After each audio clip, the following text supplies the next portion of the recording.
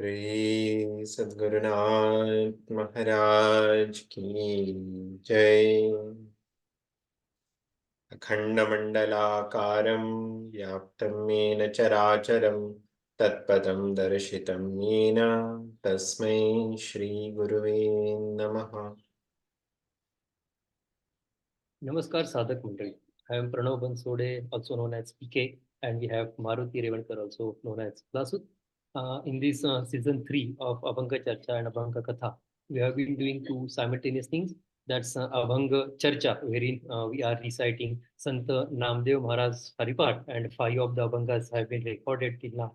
And with Abhanga Charcha, we have been discussing stories. We were requested that Maruti had narrated a lot of stories before, but most of them were in Marathi. And those sadhakas who could not understand Marathi wanted those stories in English too. So, with their due request, we have started that already, and we have discussed 4 kathas till now. That's King Parikshiti, then Narad Muni, Bhakta Prahlad, and Goddess Lakshmi. And today we are here with the story of Nachiketa. So, Maruti, whatever we have discussed, we'll now record it in English today. Right. The story of Nachiketa comes from Kathopanishad. In the Indian philosophy, we have a lot of Upanishads, basically. To name a few, there is Chandogya Upanishad, there is Mundamandukya Upanishad, Keno Upanishad, Kathopanishad, Brihadaranyaka Upanishad, uh, Krishna Upanishad, Prashna Upanishad, Amrita Bindu Upanishad, and all of that.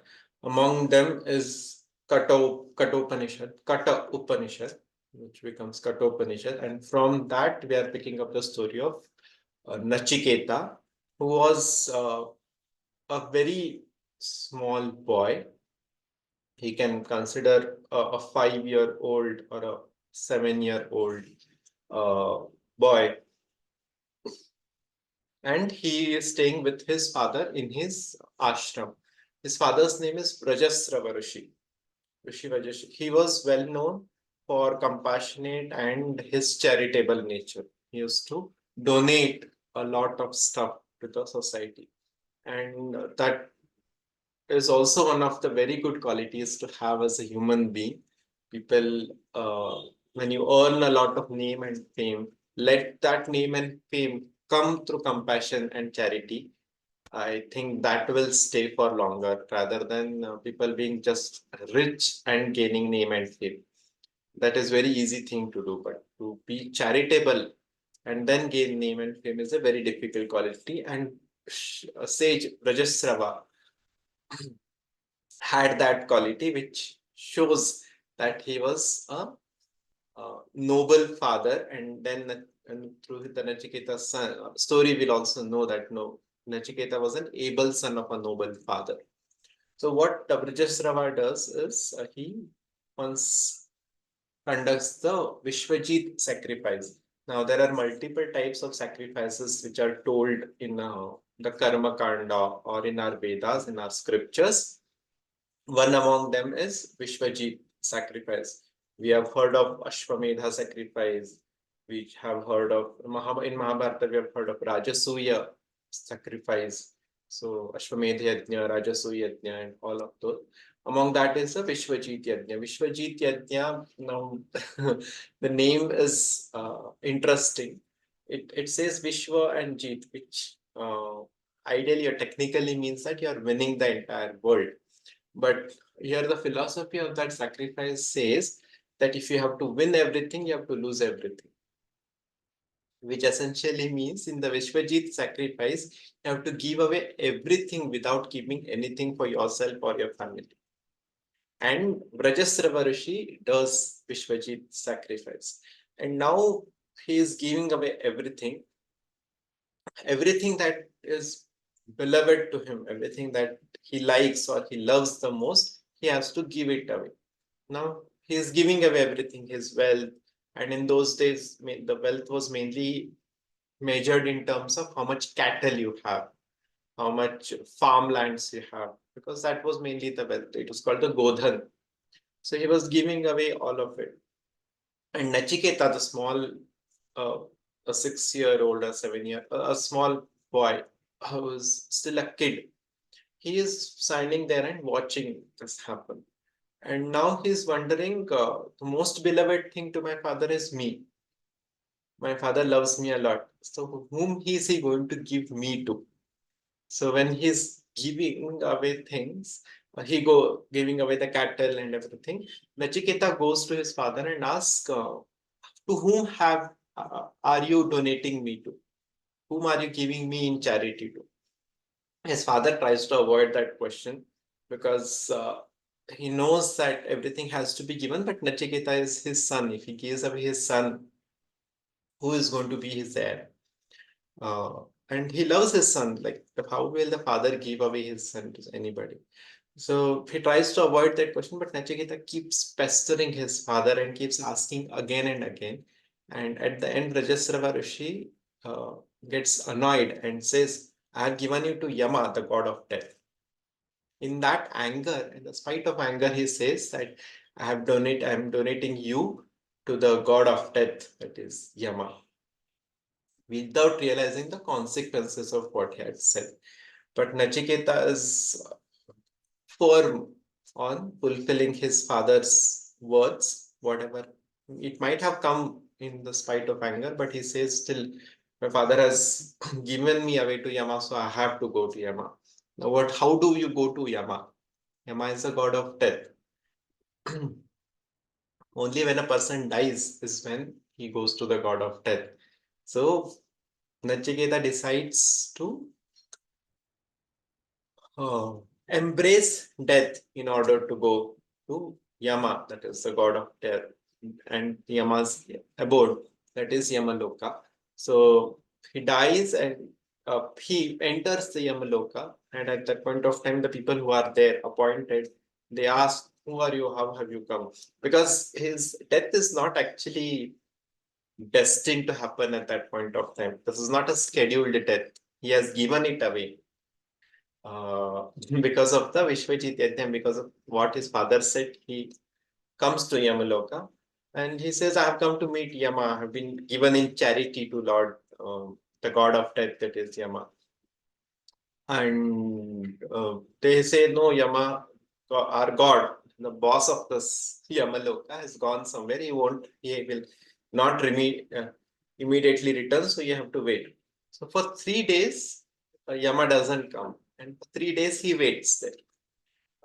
And after the third day, when Yama arrives, and the people there tell him that somebody who has come to meet you. He's a small kid only, but for 3 days he is waiting.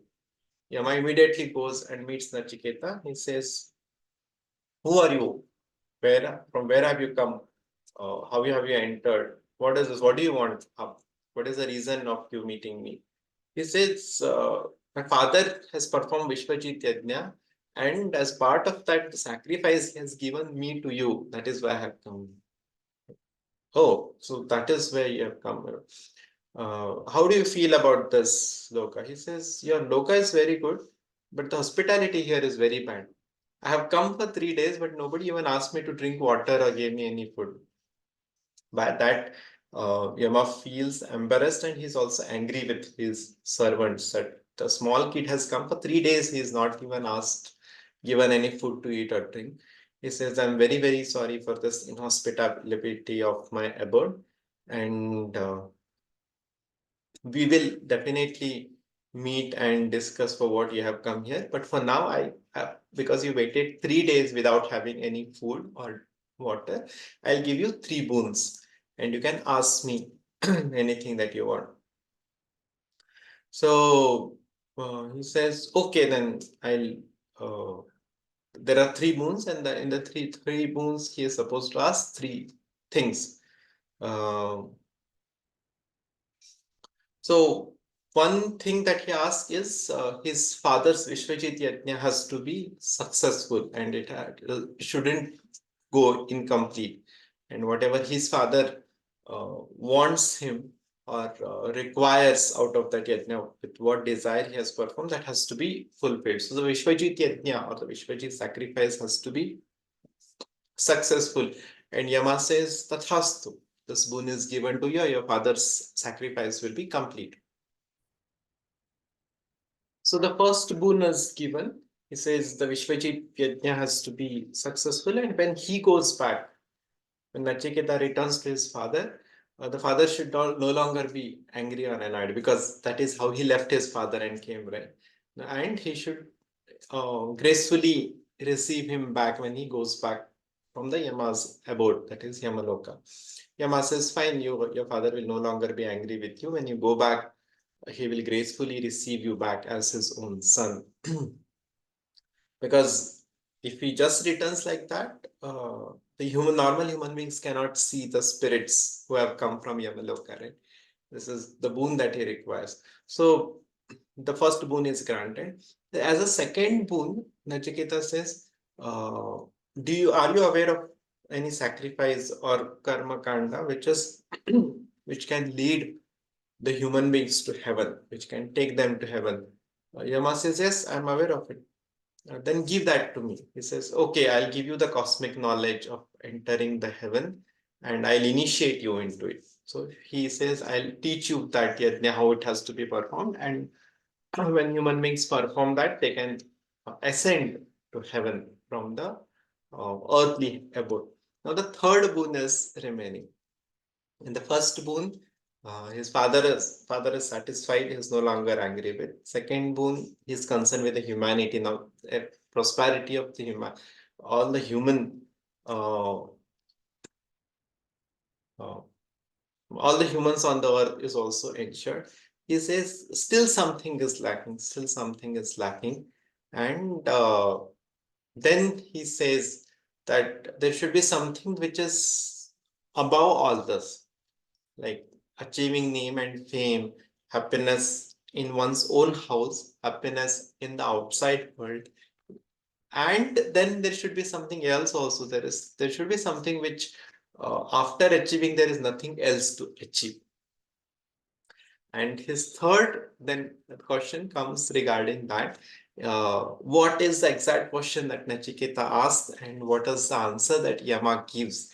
And how does that really satisfy Nachiketa? Does he get the answer for his third question?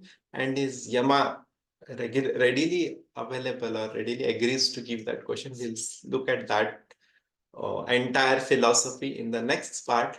So stay tuned. Until then, please like, share, and subscribe if you're watching on YouTube. Please put your comments in the comment section on YouTube as well as on the Facebook. Share it with maximum number of your friends and family, and we will see you again with the second part of Yamanachiket's Samvad of Kathopanishad in the next episode. Thank you. Namaskar. Till then.